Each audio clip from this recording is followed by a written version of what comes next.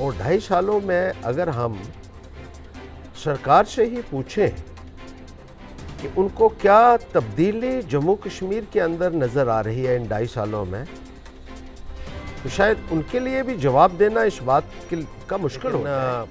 हाल में आपने देखा कि कितने ही सिविलियंस जो है उनको भी मौत के घाट उतारा गया और ये कहा गया कि अब हालात जो है 1990 की तरफ, जो मूलभूत सुविधाएं हैं वो उनसे लोग वंचित हैं और लोगों के पास कोई फोरम भी नहीं है जहां जाकर वो अपनी बात सुना सके। जम्मू कश्मीर की सियासत की अगर बात करें और पैंथर्स पार्टी का जिक्र जब तक ना हो तो कुछ अधूरापन, खालीपन नज़र आता है। पैंथर्स पार्टी एक बहुत ही पुरानी पार्टी है और प्रोफेसर भीम सिंह जी की तरफ से इसकी लिगेसी चलती हुई आज 2021 में भी ये अपना कार्य जो है बहुत ही अच्छे ढंग से कर रही हैं। पॉलिटिकल लैंडस्केप पे जम्मू कश्मीर के इनका बहुत ऊंचा नाम है, इनका एक पूरा वजूद है जम्मू कश्मीर के पॉलिटिक्स में। और मेरे साथ जुड़े हुए हैं हर्षदेव सिंह जी, पूर्व विधायक रह चुके हैं, 3 बार रामनगर कॉन्स्टिट्यूंसी से और 1 बार पूर्व एजुकेशन मिनिस्टर भी रह चुके हैं। बातचीत करने के लिए वो हमारे साथ जुड़े हुए हैं, इनसे बातचीत करेंगे, पता करेंगे कि इस वक्त जम्मू कश्मीर की सियासत का क्या हाल है और जो जम्मू कश्मीर की सियासत है वो किस रुख की ओर जा रही है। हर्षदेव सिंह जी, आपका बहुत बहुत स्वागत है हमारे चैनल पे। जानना चाहेंगे आपसे कि जैसे इस वक्त प्रेजेंट पॉलिटिकल सिचुएशन जो जम्मू कश्मीर में चल रही है उस हिसाब से देखा जाए तो LT गवर्नर साहब का इस वक्त राज है यहाँ पे, डेमोक्रेसी अभी रिस्टोर नहीं हुई है और 2019 के बाद से बहुत सी चेंजेस जो हैं वो जम्मू कश्मीर में देखने को आई हैं। तो इस पे आपकी कोई खास टिप्पणी की, क्या चेंजेस आए हैं और टूवर्ड्स बेटरमेंट हैं, टूवर्ड्स डिटीरियरेशन है या क्या होना चाहिए? देखिए 2019 5 अगस्त को जम्मू कश्मीर का दर्जा जो है वो घटा दिया गया रियासत का और इसको यूनियन टेरिटरी में कन्वर्ट कर दिया गया। पार्लियामेंट में एक बिल लाया गया रीऑर्गेनाइजेशन एक्ट जी का, और जो हमारी स्टेट थी वो डिमोट करके उसको यूनियन टेरिटरी बना दिया गया जी। और उसके बाद ये कहा गया कि बहुत सारी चेंजेस जम्मू कश्मीर में देखने को मिलेंगी, बहुत सारे डेवलपमेंट्स यहाँ देखने को मिलेंगी। युवाओं के लिए एक बोनांजा एम्प्लॉयमेंट का होगा, यहाँ इंडस्ट्रीज बड़ी बड़ी लगाई जाएंगी और एक अलग माहौल जम्मू कश्मीर में देखने को मिलेगा जहाँ शांति का माहौल होगा, अमन का माहौल होगा, सिक्योरिटी का माहौल होगा। और इस किस्म की बातें जो है उस वक्त की गई थी जी। लेकिन अब 2.5 साल हो चुके हैं और 2.5 सालों में अगर हम सरकार से ही पूछें कि उनको क्या तब्दीली जम्मू कश्मीर के अंदर नज़र आ रही है इन 2.5 सालों में, तो शायद उनके लिए भी जवाब देना इस बात का मुश्किल हो जाए कि क्या रिफॉर्म्स यहाँ हुए हैं या क्या तब्दीली आई है या क्या बेहतरी जम्मू कश्मीर के अंदर हुई है जी। आपने 370 को तोड़ दिया, ठीक है, 35A को तोड़ दिया, लेकिन उस वक्त ये कहा गया था कि यहाँ के लोगों की जॉब्स और यहाँ के लोगों की लैंड्स को बचाने के लिए एक कानून लाया जाएगा। और बीजेपी के लोग तो यहाँ तक कहते थे कि कॉन्स्टिट्यूशनल प्रोविजंस जो हैं वो क्रिएट की जाएंगी संविधान के अंदर, जिससे यहाँ के लोगों के हित जो है वो महफूज रह सके जी। अब अगर थोड़ा सा हम मुआयना करें कि इन 2.5 सालों में क्या हुआ है, तो ना तो हमें वो रोज़गार का बोनांजा कहीं नज़र आता है कि जो ये कहा गया था कि बहुत भारी जो है वो रोज़गार की एवेन्यूज़ जो है वो जम्मू कश्मीर में आ जाएंगे, ना हमें डेवलपमेंट का कोई यहाँ नज़र आ रहा है और ना ही कोई ऐसी बात नज़र आ रही है जिससे हम ये कह सकें कि 2.5 सालों में 370 हटने के बाद जम्मू कश्मीर में कोई बेहतरी आई है। जो मिलिटेंसी थी उसमें और ज़्यादा इजाफा हुआ है, इस बात को सबको कबूल करना होगा, क्योंकि सिविलियंस किलिंग्स जो हैं वो पिछले कई सालों से जम्मू कश्मीर में देखने को नहीं मिली जी।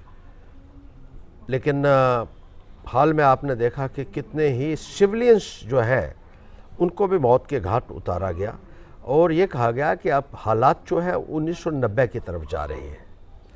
तो कुल मिलाकर अगर सूरत हाल को हम देखें तो कोई हमें इसमें बेहतरी नज़र नहीं आ रही है इन 2.5 सालों के अंदर, ये हमने देखा। हर्षदेव जी, जब आर्टिकल 370 की बात की जाती थी, ये सालों से एक रिटॉरिक जो था वो जम्मू कश्मीर में और इवन की इंडियन लैंडस्केप पे भी चलता था कि article 370 is the impediment in J&K for the development, for ushering good development in state of Jammu and Kashmir. Then जो लॉज थे सेंटर के वो यहाँ पे नहीं आते थे। सबसे इम्पोर्टेंट बात वो थी उन दिनों में। तो आर्टिकल 370 के हटने में की तो आप भी, मतलब आपकी पार्टी भी हिमायत करती थी कि आर्टिकल 370 शुड गो। अब आपने जो ये बातें की हैं कि अभी तक डेवलपमेंट नहीं आई है, ये नहीं हुआ है, इसकी खास वजह क्या है? क्योंकि हमारे पास एक इलेक्टेड गवर्नमेंट नहीं है इस वक्त, लेकिन जो इलेक्टेड गवर्नमेंट थी वो 2019 से पहले ही नलीफाई हो गई थी। तो इस वक्त जो पीरियड है आफ्टर 2019 से लेकर 2021 तक, तो इस पीरियड में अभी तक कुछ आर्टिकल 370 के जाने के कुछ चीज़ें जो हैं, आपने जैसे भी कहा, नज़र नहीं आ रही। तो उनको किस तरह से हम ट्रांसलेट करें, सक्सेस में किस तरह से ट्रांसलेट करें इन चीज़ों को कि ऐसी डेवलपमेंट होनी चाहिए? अगर आप आम लोगों की बात सुने तो ये जो मैं बात कर रहा हूँ, ये सोच आम आदमी की है कि हमें कुछ भी नज़र नहीं आया है। 370 हटने के बाद कोई नई चीज़ नज़र नहीं आई है, कोई बेहतरी नज़र नहीं आई है, और जिस किस्म के दावे किए जाते थे, जिस किस्म की बातें की जाती थी, बड़े बड़े आश्वासन दिए जाते थे, वो चीज़ें कहीं भी देखने को हमें नहीं मिली है जी। ये एक आम आदमी का इस वक्त कहना है जी। तो इस संदर्भ में जो है आप देख लीजिए कि अगर आप कहीं चले भी जाए जी, कहीं आप रूरल एरियाज़ में चले जाएं, ख़ास तौर पर जहां ये कहते थे कि गांव में हिंदुस्तान बसता है, असली आपको वहां दिखेगा कि लोगों को अनगिनत समस्याएं आज की तारीख में देखने को मिल रही हैं। बिजली की दिक्कत है, पानी की दिक्कत है, सड़कों की हालत ख़राब है, स्कूलों में टीचर नहीं हैं, अस्पतालों में डॉक्टर नहीं हैं, स्टाफ नहीं है, राशन की लोगों को दिक्कत आ रही है। जो मूलभूत सुविधाएं हैं वो उनसे लोग वंचित हैं और लोगों के पास कोई फोरम भी नहीं है जहां जाकर वो अपनी बात सुना सके, क्योंकि सरकार नहीं है। जी, बाहर से जो ब्यूरोक्रेट्स आए हुए हैं जी, वो जानकारी ही नहीं रखते हैं, दूर दराज के इलाका जात की उनकी समस्याओं को नहीं समझते हैं। और सबसे बड़ी बात यह है कि बाहर से आए हुए जो ब्यूरोक्रेट्स हैं, चाहे वो एडवाइज़र हैं या दूसरे बाबू लोग हैं, उनका लोगों के साथ कोई कनेक्ट ही नहीं है जी, और ना ही उनकी कोई जवाबदेही है लोगों के प्रति। एक चुनी हुई सरकार को जवाबदेही होती है, लेकिन उस चुनी हुई सरकार से भी यहाँ के लोगों को 370 हटाने के बाद जिस तरीके से वंचित रखा जा रहा है, उसकी वजह से भी लोगों में एक मायूसी है, एक गुस्सा है। हर्षदेव जी, एक बात आपसे पूछना चाहूँगा मैं कि आर्टिकल 370 के जाने के बाद एक बड़ा इम्पोर्टेंट डेवलपमेंट हुआ जम्मू एंड कश्मीर में, जो 3 टियर पंचायती राज जो है वो इस्टेब्लिश किया गया। क्या आपका मानना है कि पंचायती राज जो है वो ग्रास रूट लेवल पे अपना फंक्शन जो है वो ठीक ढंग से कर पा रहा है? देखिए, जब आप पंचायती राज की बात करते हैं और ग्रास रूट के ऊपर एम्पावर करने की बात करते हैं, तो फिर आपको ये देखना होगा कि एडिक्वेट फंडिंग भी आपको पंचायत के लिए करनी होगी। सिर्फ आप एक चुनाव करवाते हैं और ये कहते हैं कि हमारी जिम्मेदारी ख़त्म हो गई है, तो उससे बात बनने वाली नहीं है। जब तक उनको अधिकार नहीं मिल जाते पूरे, और जब तक उनको रिसोर्सेज मुहैया नहीं करवाए जाते, तब तक ये सब बेमायना होगा। मैं आपको बताऊं कि पिछले 4 वर्षों में मनरेगा के तहत जो काम किए जाते हैं, उनकी कम से कम 1000 करोड़ रुपया लाइबिलिटी आज की तारीख में भी है गवर्नमेंट पे है। यस, जो लोगों ने पैसा नहीं मिला है, जो काम लोगों ने ज़मीनी सतह के ऊपर किए हैं। तो अगर आपको ऐसे ही पंचायती राज को चलाना है तो फिर कोई मकसद नहीं रह जाता है, फिर तो कोई मतलब नहीं रह जाता है। बात जो है ना वो ब्यूरोक्रेसी की जो आपने अभी की थी ना जी, कि ब्यूरोक्रेसी का कोई ताल्लुक जो है आम लोगों के साथ कनेक्ट में नहीं है। मतलब वो बात सही है कि जो ब्यूरोक्रेट्स हैं उनका एक अपना पर्टिकुलर एजेंडा, अपना एक पर्टिकुलर लाइन ऑफ एक्शन होता है, तो क्योंकि उन्होंने वोट्स तो लेने नहीं, तो उनका कनेक्ट जो है आम मासेस से नहीं होना। ये तो गवर्नमेंट का देखना है ना कि वो किस तरह से मासेस के साथ कनेक्ट होती है, एक बात। दूसरा, पंचायती राज में भी जब चेयरमैन्स हमारे पास हैं, बीडीसी चेयरमैन्स हैं, हमारे डीडीसी चेयरमैन भी हैं, हमारे पास डीडीसी मेंबर्स भी हैं, उनको भी अभी तक एम्पावरमेंट जो है वो ठीक ढंग से नहीं मिल पाई है, या वो खुद एम्पावर करने में सक्षम नहीं रह पाए हैं अपने आप को। उसकी क्या खास वजह रही है? देखिए, उसकी तरफ सरकार को जो है वो तवज्जो देनी चाहिए थी, वो नहीं दी जा रही है। और आपने जैसे जो सवाल पूछा उसका जवाब भी आपने खुद ही दे दिया है कि जो ब्यूरोक्रेट्स हैं उनकी जवाबदेही नहीं है आवाम के प्रति। ब्यूरोक्रेट बाहर से आए हुए हैं, एडवाइज़र्स जो हैं, जो दूसरे बाबू लोग हैं, उनको मालूम है कि हमें चंद सालों के बाद यहाँ से चले जाना है, 2 साल या 3 साल। अब तो एगमुट कैडर बन गया है पूरे जम्मू कश्मीर का। तो आज जो ऑफिसर यहाँ है 2 साल के बाद हो सकता है वो असम में चला जाए या मेघालय में चला जाए, तो उसको मालूम है कि मुझे यहाँ चंद वक्त ही गुजारना है, और इसलिए उसका भी कोई इंटरेस्ट जो है वो उस डेवलपमेंट में नहीं रहता है। लेकिन एक जो चुनी हुई सरकार है, चुना हुआ नुमाइंदा, उसको पता है कि मुझे इन लोगों के बीच में रहना है और मुझे इन लोगों को जवाब देना है, इसलिए वो कॉशियस भी रहता है, अवेलेबल भी रहता है, एक्सेसिबिलिटी भी रहती है। कोई भी आदमी उसको किसी भी वक्त जाकर मिल सकता है, अपनी समस्या बता सकता है, अपना रोना रो सकता है उसके सामने। लेकिन इस निज़ाम में लोग अपना रोना रोएं तो किसके सामने रोएं? कोई सुनने वाला नहीं है आज की तारीख में, जो सबसे बड़ी बात है। ना एडवाइज़र इस वक्त, शुरू में जब एडवाइज़र आए थे तो उन्होंने कहा था जनाब हम पब्लिक दरबार लगाएंगे, और कोई शुरू में कोई 6 महीने उन्होंने इस प्रक्रिया को जारी रखा।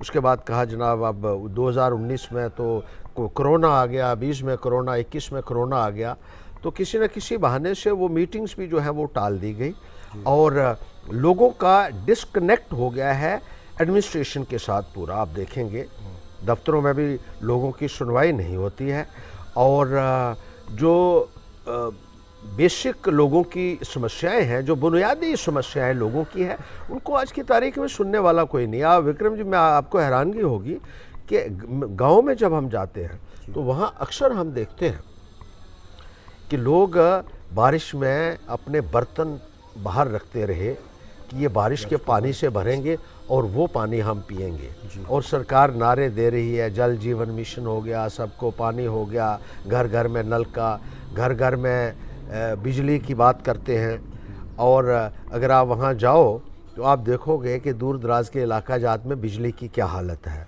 बिल तो आता है लेकिन बिजली नहीं आती है, और कितनी समस्याएं हैं लोगों में।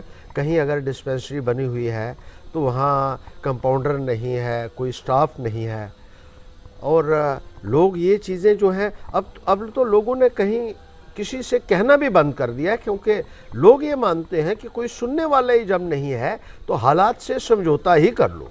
ये हालात जो है ये दूर दराज के इलाका जात में आज की तारीख में बन गए। ये आपने कहा कि लोगों ने ये सोच लिया कि हालात के साथ जो है वो आप कॉम्प्रोमाइज़ कर लो जी, कि जैसे हालात चल रहे हैं वैसे। लेकिन इसके लिए ये इस तरह से डेमोक्रेसी तो चलती नहीं। हमारा we have a democratic setup, हमारे हिंदुस्तान का जो आइन है वो डेमोक्रेसी को मान के चलता है। तो इसका इलाज जो है, जो इसका अल्टरनेटिव है वो तो एक ही है कि इलेक्शंस। अब आप आपसे बात करते हैं इलेक्शंस के ऊपर कि डिलिमिटेशन कमीशन जो है उसकी रिपोर्ट जो है वो जब तक नहीं आती तब तक तो हम प्रोसेस के बारे में सोच भी नहीं सकते इलेक्शंस के बारे में। तो डिलिमिटेशन कमीशन की रिपोर्ट तो एक तो डिलेड है, ओवरड्यू है, और अब सुनने में ये आ रहा है कि 7 मार्च जो है 2022 उनके पास लास्ट डेट है, उनको उससे पहले डिलिमिटेशन कमीशन की रिपोर्ट सबमिट करवानी है। तो आपको क्या लगता है कि कितनी जल्दी ये हो जाएगा, और कितनी जल्दी हमारे जो आइन के अंडर जो इलेक्शंस चलती हैं उसका प्रोसेस शुरू होगा and will get a democratic government है, पॉपुलर गवर्नमेंट है। देखिए, आपने ठीक कहा कि इलेक्शंस ही समाधान है, एक चुनी हुई सरकार ही इसका समाधान है, इलेक्शन होनी चाहिए। लेकिन अब बीजेपी ने ये कंडीशनल कर दिया है कि जब तक डिलिमिटेशन नहीं होगी तो इलेक्शन नहीं होगी। नहीं, लेकिन डिलिमिटेशन एक बात और भी है कि डिलिमिटेशन जो थी इसकी सेंसस का, इसको तो फ्रीज कर रखा था एक पर्टिकुलर वर्षों तक कि यहाँ तक डिलिमिट, लेकिन सरकार ने कुछ कोशिश करके इसको स्टार्ट करवाया। 2026 तक फ्रीज थी, लेकिन कहाँ कानून मानती है ये सरकार। जी, पूरे हिंदुस्तान में जो है वो 2026 तक फ्रीज है। ये कहते हैं जम्मू कश्मीर में तो हम करवाएंगे, जी ठीक है करवाइए, लेकिन जब डिलिमिटेशन आपको करवानी है तो टाइम बाउंड तो होना चाहिए डिलिमिटेशन का प्रोसेस। 90 सीटों को डिलिमिट करने के लिए आपने 2 साल के करीब करीब लगा दिए और अभी भी आप कहीं नहीं पहुंचे हैं। बड़ी हैरानगी की बात है। आपको मैं याद दिलाऊं, 2002 में डिलिमिटेशन कमीशन बना था जस्टिस कुलदीप सिंह जी की अध्यक्षता में। जी बिल्कुल ठीक। और उस कमीशन ने पूरे हिंदुस्तान की डिलिमिटेशन करनी थी। जी, उन्होंने 4121 असेंबली कॉन्स्टिट्यूंसीज की डिलिमिटेशन की और 539 पार्लियामेंट सीटों की डिलिमिटेशन की 4 साल के अंदर, 3.5 ही बल्कि लगे थे। 3.5 वर्षों में 4121 असेंबली और 539 पार्लियामेंट सीटों की डिलिमिटेशन कर दी। हमारी 90 और 5 है, लेकिन हमारी 90 सीटें हैं, इनको 90 सीटों की डिलिमिटेशन 2 साल में नहीं हुई है। आप अंदाजा लगा सकते हैं। क्या वजह हो सकती है? नहीं चाहती है बीजेपी कि यहाँ चुनाव की प्रक्रिया शुरू हो। क्यों नहीं चाहती? इसलिए डिलिमिटेशन को डिले किया। और ये नहीं इसलिए चाहती है क्योंकि अपना प्रॉक्सी रूल उनका जो है, अपने चहेतों के माध्यम से जम्मू कश्मीर के निज़ाम को चला रही है। वो जो दिल करता है वो करती है, जो कानून दिल करता है वो ले आते हैं जी। और बड़ी हैरानगी की बात यह है कि कानून जो बनता है वो या तो असेंबली बनाती है या पार्लियामेंट बनाती है। लेकिन आपने देखा होगा आए दिन नया कानून बाबू लोग दिल्ली में बैठे हुए बनाते हैं और अगले दिन वो जो है वो होम मिनिस्ट्री के माध्यम से जम्मू कश्मीर में लागू कर दिया जाता है। अरे कानून बनाने का जो एक प्रोविज़न है, कम से कम वो तो चुने हुए नुमाइंदों के हाथ में रखिए, जो एक कॉन्स्टिट्यूशन का एक तरीकाकार है। जी जी जी जी, एक प्रेसिडेंशियल वे आउट भी है ना इसके कानून के लाने का। देखिए, सुप्रीम कोर्ट ने और दुनिया में कहीं भी एग्जीक्यूटिव को कानून बनाने का अधिकार नहीं है जी, और प्रेसिडेंट भी तब ऑर्डिनेंस के तहत लागू कर सकते हैं जब पार्लियामेंट सेशन में ना हो जी, हाँ, और कोई बहुत बड़ी इमरजेंसी हो। यस, यहाँ आए दिन कानून थोप दिया जाता है, जो दिल करता है हाँ जी अगले दिन ये कानून जो है वो आपके ऊपर लागू होगा। जिस तरीके से ये निज़ाम को चलाया जा रहा है, मैं तो ये कहता हूँ, अक्सर मैं ये कहता हूँ कि जम्मू कश्मीर के लोगों को भी ये समझा जा रहा है जैसे कीड़े मकोड़े हों और हम इनको किसी भी तरीके से मसल सकते हैं। हमारी स्टेट हमसे किस तरीके से छीनी, आपको याद होगा। रात को हम सोए स्टेट में और सुबह ये कहा कि आप स्टेट में है ही नहीं, अब आपकी यूनियन टेरिटरी। और ऊपर से देखिए कि बीजेपी वाले कहते हैं कि अब आप खुशियां मनाइए कि आप यूटी बन गए। हमारी डिमोशन भी कर दी और ऊपर से धौंस जमाई जाती है कि खुशियां मनानी पड़ेंगी आपको। इस दुनिया में कौन इंसान होगा जो अपनी डिमोशन के ऊपर खुश होता होगा? लेकिन बीजेपी कहती है नहीं, आपका स्टेट से यूनियन टेरिटरी, अब आप खुशियां मनाइए। ये वही बात होगी जैसे किसी एसपी को आपने कांस्टेबल बना दिया हो, डीसी को आपने पटवारी बना दिया हो और फिर कहते हैं आप कि ढोल बजाइए और खुशियां मनाइए। और ऊपर से 3 साल हो चुके हैं हमें जमहूरी निज़ाम से वंचित रखा हुआ है, संविधान की धज्जियां उड़ाते हुए, सुप्रीम कोर्ट के आदेशों की धज्जियां उड़ाते हुए। सुप्रीम कोर्ट ने यह कहा है कि जहां भी असेंबली प्रीमेच्योरली डिसॉल्व हो वहां 6 महीने के अंदर अंदर वो असेंबली बहाल होनी चाहिए, नए सिरे से रिकॉन्स्टिट्यूट होनी चाहिए। यहाँ तो 3 साल से ज़्यादा हो गए हैं। वो कहते हैं अब भी कोई हमें पता नहीं है कब इलेक्शन होगी। आपने देखा होगा पार्लियामेंट में MOS होम का बयान आया कि हमने डिलिमिटेशन कमीशन को कोई डेडलाइन नहीं दी है। उनका टेन्योर पहले 1 साल था, फिर हमने दोबारा 1 साल बढ़ा दिया है, और अब भी उनको कोई डेडलाइन नहीं दी है, वो अपने तरीके से डिलिमिटेशन करते रहे। जी। तो इससे तो यही कंक्लूजन निकलता है कि अगर 21 महीने बाद आप ये बयान दे रहे हैं कि उनके लिए कोई समय की सीमा नहीं है, तो सीधी सी बात है कि आप डिलिमिटेशन नहीं करवाना चाहते हैं जम्मू कश्मीर के अंदर। 21 महीने बहुत होते हैं। और आपको एक और याद दिलाऊं विक्रम जी मैं, कि पिछले वर्ष 2020 में जब डीडीसी के चुनाव होने थे, पहली बारी हुए जम्मू कश्मीर में, और 280 कॉन्स्टिट्यूंसीज बनाई गई जम्मू कश्मीर में, नई कॉन्स्टिट्यूंसीज बननी थी। उन कॉन्स्टिट्यूंसीज को बनाने में सिर्फ 1 हफ्ता लगा था। Within 1 week they created 280 DDC constituencies in the state of Jammu and Kashmir, और 1 हफ्ते में कॉन्स्टिट्यूंसी भी बन गई और नोटिफिकेशन भी निकल गया इलेक्शन का। आपके कहने का फिर तात्पर्य यही है कि it is only governments will at centre, वो जैसा चाहती है वैसा वो यहाँ पे कर सकती है। बिल्कुल कर रही है बीजेपी। ये तो कहने की बात ही नहीं होनी चाहिए कि उनका जो दिल करता है, मेरी मर्जी। आपने ये सुनी है कहावत, मैं ये करूं, मैं वो करूं, मेरी मर्जी। बहुत अच्छा। तो वो मेरी मर्जी वाला जो है वो सिलसिला जो है यहाँ चलाया जा रहा है। फ्लोर ऑफ हाउस पे हमारे होम मिनिस्टर ने कहा था कि स्टेटहुड वापस दे दी जाएगी। अब डिलिमिटेशन कमीशन बीच में एक इम्पेडिमेंट है, स्टेटहुड कब आएगी?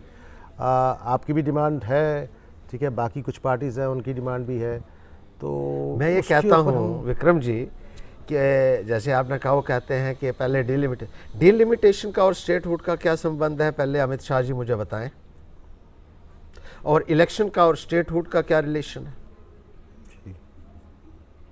मतलब जैसे स्ट्रोक ऑफ मिडनाइट पे आपने यूटी कर दिया था, you can take you know presidential वही ऑर्डिनेंस लेकर आपको you can bring back the statehood, और पार्लियामेंट में जाएं और 1 दिन में, जैसे आपने 1 घंटे में ही सारा मसला वो जो है वो खत्म कर दिया था जी। तो वैसे ही बिल लाना है आपने और वो करना है जी। अब इसके लिए आप कहते हैं पहले असेंबली बनेगी, डिलिमिटेशन होगी, लेकिन डिलिमिटेशन कब होगी ये हम नहीं कह सकते। तो सीधा सा मतलब है कि अभी ना तो डिलिमिटेशन है, ना इलेक्शन है और ना स्टेट है। तो हमने इसके लिए एक प्रपोजल दिया है, जैसे आज हमने बात की है कि तमाम पॉलिटिकल पार्टीज़ जो सेकुलर है, डेमोक्रेटिक नेशनलिस्ट पार्टीज़ हैं, और जो चाहते हैं कि जम्मू कश्मीर का स्टेटहुड बहाल हो, डिलिमिटेशन हो, इलेक्शन हो, जमहूरी निज़ाम जम्मू कश्मीर में बहाल हो, और हमें भी वैसे ही ट्रीट किया जाए जैसे हिंदुस्तान में बाकी, तो सब पॉलिटिकल पार्टीज़ जो हैं यहाँ हैं उनको मिलके एक धरना देना चाहिए पार्लियामेंट के समक्ष। मैं आपको यहाँ पे काटना चाहूँगा, अपॉलॉजी फॉर दैट, लेकिन देवेंद्र सिंह राणा जो अभी पिछले नेशनल कॉन्फ्रेंस में प्रोविंशियल प्रेसिडेंट थे, बड़ी ऊंचे कद पे थे, वो बीजेपी अभी उन्होंने रिसेंटली ज्वाइन किया। उनका भी यही कहना था, मतलब जैसे आप कह रहे हैं कि एक common platform for all the secular mind people जो हैं और सब खित्तों के लोग जो हैं वो मिलकर एक अपनी अलग से फोर्स में, लेकिन ultimately he has jumped into BJP. Now he has own that BJP ideology, ठीक है, तो वो भी एक फिजल आउट जैसा ही समझ रहे हैं। तो आप जैसे ये बात कर रहे हैं, तो अंडर दीज सर्कमस्टांसेस ये कैसे हो पाएगा, जैसे आपने ये बात कही कि सब एक प्लेटफॉर्म पे आके? देखिए, अगर आपकी कॉज कॉमन है जी, जो पार्टीज़ ये चाहती हैं कि स्टेट अलग अलग प्लेटफॉर्म से बोल रही हैं, पार्टीज़ चाहती हैं कि जल्द से जल्द चुनाव भी हों जी, ताकि जमहूरियत बहाल हो सके जी, तो मैं कहता हूं कि कम से कम इन मुद्दों के ऊपर जी, इकट्ठा होकर एक प्रदर्शन करने की, या अपनी सुर से सुर मिलाकर इन इश्यूज के ऊपर बात करने में तो कोई हर्ज नहीं होना चाहिए। एक छोटी So far as we are unanimous on certain issues, we should speak in a harmonious chorus rather than indulging in cacophony of voices. This is what I believe, and only then we can achieve it. Otherwise, ये BJP इसी तरीके से तोड़ती रहेगी एक एक करके। जैसे राणा साहब चले गए, वो सलाथिया साहब चला गया और दूसरे साहब चले गए, तो इस तरीके से एक एक आदमी को वो जो है वो ले जा रही है अपने साथ। मैं घर की कहानी पे आना चाहता हूँ, पैंथर्स पार्टी पे आना चाहता हूँ। पैंथर्स पार्टी पे भी जो है घर जो है it is not in order. आप इस बात को मानते हो ना? नहीं, ऐसी बात नहीं है। भीम सिंह जी कुछ और कहते हैं, आपका कुछ स्टैंड कुछ और है, मनकोटिया साहब ने पीछे अभी अपने बयान देकर उन्होंने भी थोड़ी सी अलग होने की बात की है, तो ये नहीं, क्या मनकोटिया भी, उसको भी कोई परेशानी होगी, क्योंकि देखिए बीजेपी अब लोगों को डरा रही है, धमका भी रही है और प्रलोभन भी दे रही है। आपको इन तीनों चीज़ों में कोई डराना, धमकाना, प्रलोभन अभी यहाँ तो कुछ नहीं चलेगा। अच्छा, हर्षदेव लेकिन खड़ा होता है और पूरी बीजेपी का अकेला मुकाबला करने की हिम्मत भी रखता है। लेकिन आप ही की पार्टी जैसे मनकोटिया साहब हैं या कोई और है, वो नहीं, मनकोटिया को परेशानी होगी, कुछ ज़रूर कुछ परेशानी होगी, ऐसे क्यों जाना था उसने। मैंने जैसे कहा कि कुछ डर जाते हैं, हर एक आदमी बीजेपी के सामने खड़ा नहीं हो सकता है। बीजेपी के सामने खड़ा नहीं होना, वो किस बात का डर, किस बात का है, मैं ये जानना चाहूँगा। मतलब ये तो सब जानते हैं कि बीजेपी तो किसी भी हद तक चली जाती है, लोगों को जो है किसी न किसी तरीके से डराया जाता है, धमकाया जाता है, अंदर डालने का खौफ दिखाया जाता है या कोई लालच में फंसाया जाता है, तो उन लोगों को इस तरीके से तोड़ने की कोशिश की जाती है, जो आप भी देख रहे हैं और की जा रही है। वरना बीजेपी में क्यों लोग जाएंगे, जिस बीजेपी से आज सारे लोग खफा हैं कि इतनी महंगाई इन लोगों ने कर दी, ज़रूरी वस्तुओं के दाम आसमान पर चढ़ा दिए, बेरोज़गारी इन लोगों ने कर दी, डेवलपमेंट से इन लोगों ने महरूम कर दिया, ट्रेडर्स इनसे नाराज़ हैं, मज़दूर किसान इनसे नाराज़ हैं, बेरोज़गार नौजवान आए दिन सड़कों के ऊपर इनके खिलाफ़ प्रदर्शन कर रहे हैं। तो बीजेपी में क्यों जाएंगे? दो ही वजह हैं, एक या डर है या लालच है कोई किसी किस्म का। तो वही लोग बीजेपी में जा रहे हैं जो या तो डर गए हैं या किसी लालच में फंस गए हैं, तो वो लोग जाते हैं, ऐसी बात नहीं है। लेकिन हम तो खड़े हैं, आप देख रहे हैं, मैंने तो 7 सालों से कोई दिन ऐसा नहीं होगा जिस दिन मैंने आवाज़ बुलंद नहीं की होगी, और आज भी कर रहा हूँ। हमें भी बड़े बड़ी धमकियाँ दी गई, जान से मारने की धमकियाँ, वीडियो रिकॉर्डिंग भी है उसकी, हमने की हुई हैं, टेलीफोन्स के ऊपर, वीडियोस में, ऑडियोज़ में। लेकिन हमने कहा जब तक खड़े हैं तो खड़े रहेंगे और डटकर मुकाबला करेंगे भारतीय जनता पार्टी की एंटी पीपल पॉलिसीज़ का, जन विरोधी नीतियों का जो सामना भी करेंगे और डटकर उनका मुकाबला भी करेंगे और कटघरे में खड़े करेंगे भारतीय जनता पार्टी के लोगों को।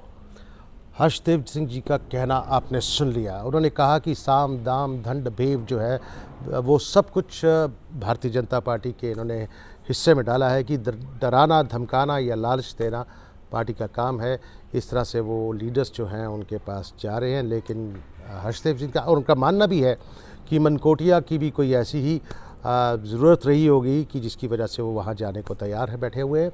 लेकिन इनका कहना ये है कि जो सियासत है या पॉलिटिकल एम्पावरमेंट जो लोगों को मिलनी चाहिए, that should be from the democracy and we should have a popular government for that.